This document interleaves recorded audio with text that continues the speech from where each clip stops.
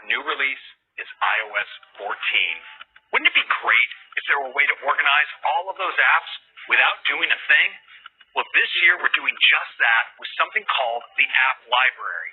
So here in App Library, getting to the app I'm looking for is really easy. Up at the top, I have the search field, and I get all my apps organized from A to Z. Now, over here on the upper left, I have suggestions. It uses on-device intelligence to show me the apps that I'm likely to need next. And on the right is recently added. And below are intelligently curated categories. Next, let's turn to widgets. To start, they're more beautiful and data-rich. And we're introducing different sizes, so you can choose one that best fits your needs. So check this out. I'm just going to tap and hold on the weather widget, and I can drag it out of Today View and onto my home screen. And watch, as I move it around, the apps just dance out of the way to make space for my new widget. The gallery is a great place to explore widgets. Now, when I tap on one, I can actually page through all of the different sizes available. With the Smart Stack, I can easily swipe through widgets to pick just the one I want for the moment. Next, we're also bringing Picture-in-Picture to iPhone, so you can access apps on your iPhone while watching video or talking on a FaceTime call. Now check this out. When I swipe to go home, the video automatically goes into Picture-in-Picture right over the home screen. And when I launch another app, like Notes, I can keep watching. Now I can drag the picture to another part of the screen. If I want to make it bigger, I can even pinch to zoom. And as I move between applications, it stays with me.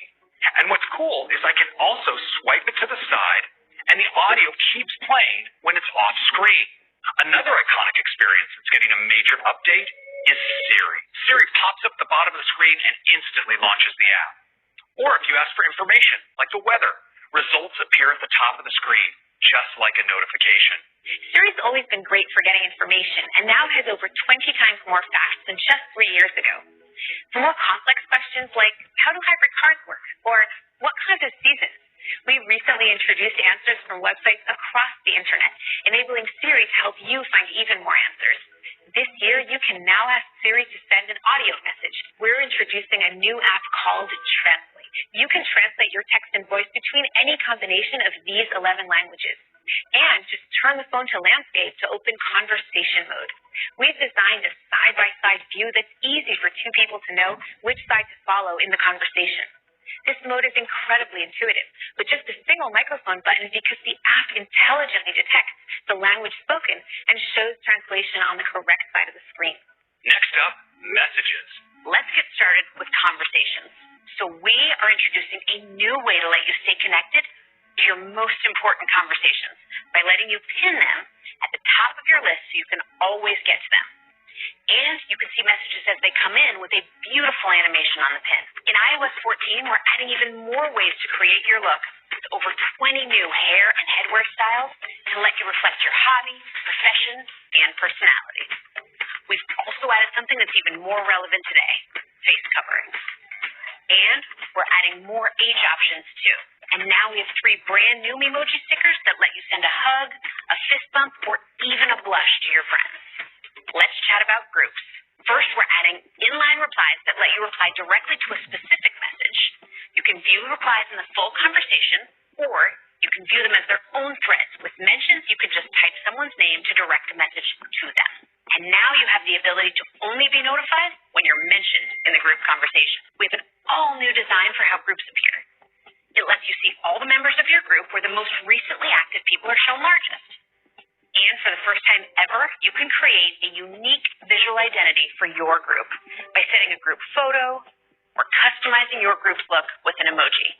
We're excited to announce we're bringing our new map to more countries later this year, including the UK, Ireland, and Canada. We're adding a dedicated cycling option to maps, which allows users to ride their bike along bike lanes, paths, and roads. We'll even let you know if you have a steep passage coming up or if you'll need to carry your bike up the stairs. We're also introducing EV routing. With iOS 14, Maps will track your current charge and factor in things like elevation and weather to automatically add charging stops along your route. In addition, drivers in China can securely store their license plate number on their iPhone, and Maps will let them know which days they can enter congested city centers based on that number. And now, on to CarPlay. I'm excited to introduce a digital version of car keys. Now you can leave your keys at home and unlock and start your car with your iPhone. And the very first car to support this will be the new 2021 BMW 5 Series. An app clip is a small part of an app, so you can quickly get what you need right when you need it. They start with this card, which quickly pops up, and with just a tap, you can launch the app clip. The best way to discover app clips will be with a new Apple-designed app clip code. So when you see one, you'll know that there's an app clip waiting for you. They incorporate both a visual code and NFC, so you tap on them or scan them with the camera to bring up an app clip. And that's iOS 14.